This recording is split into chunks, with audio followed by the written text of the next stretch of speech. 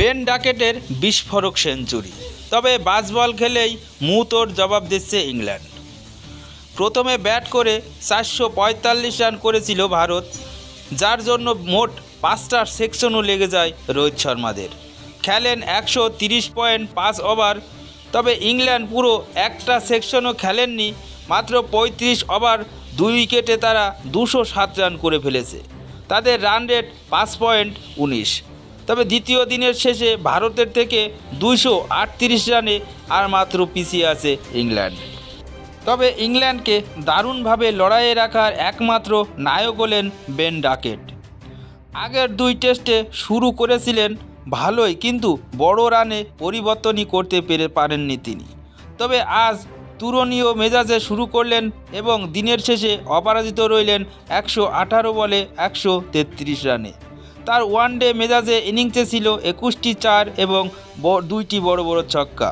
ভারত সফরকারী কোনো ব্যাটারের এটা তৃতীয়তম দ্রুত সেঞ্চুরি।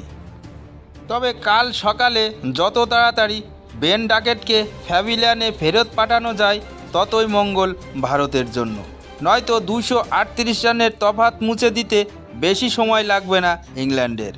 তবে এখন বেন ডাকেটের সঙ্গে ক্রিজে আছেন জো রুট। তবে আজকের দিনটা বেশ স্মরণীয় হয়ে থাকবে রবিচন্দ্রন অশ্বিনের জন্য। ব্যাট হাতেও দুর্দান্ত দেখালেন রবিচন্দ্রন অশ্বিন এবং শেষে বল হাতেও কামাল করলেন। এখানে শুধু সময়েরই অপেক্ষা ছিল।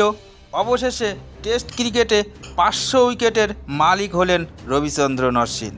শুক্রবার তার দ্বিতীয় ওভারে প্রথম বলে সুইপ করেন জ্যাক ক্রলি।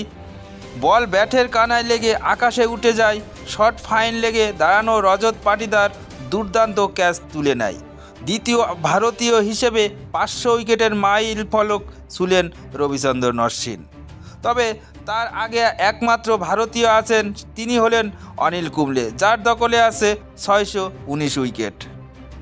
আইসিসির টেস্ট র্যাঙ্কিংয়ে নাম্বার 2 আছেন রবিচন্দ্রন অশ্বিন। এদিকে ভারতীয় হিসেবে 2 নম্বরে 500 উইকেটের মালিক হলেন রবিচন্দ্রন অশ্বিন।